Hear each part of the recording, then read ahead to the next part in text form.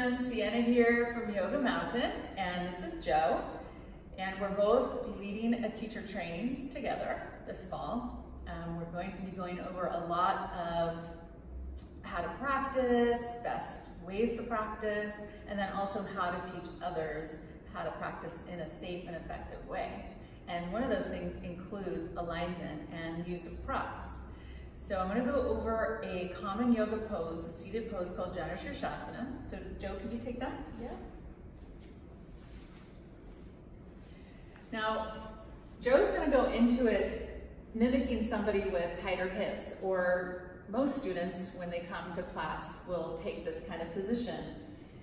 If the hamstring's tight, or the outer hip is tight, or the groin is tight, it'll show up in their spine and it'll tilt the pelvis back and cause this rounding action. So if she decided to forward bend on this, which a lot of students do, she would be compressing her lumbar discs, and that's going to put her discs at risk, her anterior lumbar discs. So let's prop her up on a blanket and see what that does.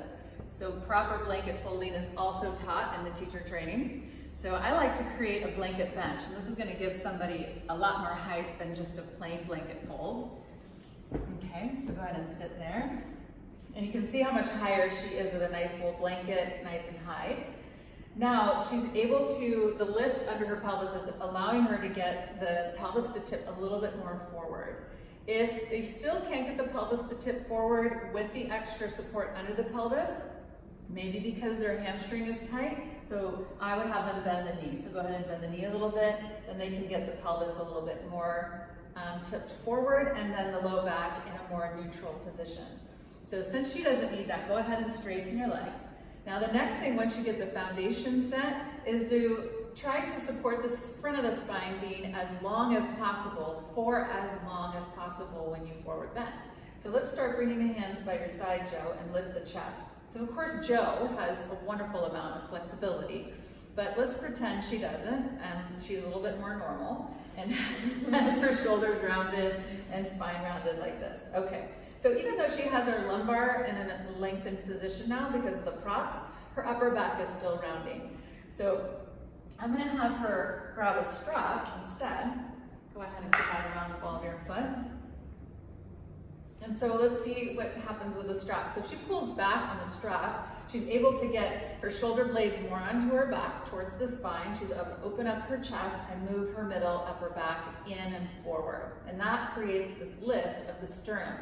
Now you see the front of her spine is very long, and her lumbar spine is in and her pelvis tipped forward. Now for Joe, because she is so mobile, I'm gonna have her draw her navel in just a little bit more and ground through her sitting bones. For her, that's a little bit more balanced. Okay, now start to walk your hands towards your feet, Joe, and keep the front of the spine as tall as possible. Well, she's an expert at this, but a lot of people have trouble right around here. So show what happens if you just round. So if that happens, you would give this adjustment. You could have them back up a little bit, and then take the shoulder blades back in the back, and then that opens up the chest. And she's using the pressure of her foot pressing into the strap. She's gripping around the strap, and so she's creating that energetic lift of the front of her spine. And now go ahead and keep folding forward using the strap as your prop. And she's gonna go as far as she can, keeping the sternum lifted, keeping her top chest lifted, and keeping her shoulder blades towards the spine. So that looks great. So this is a very safe way to do a seated forward bend, and in a way that's going to teach proper alignment using the gift of props. So thanks, Joe. That's great.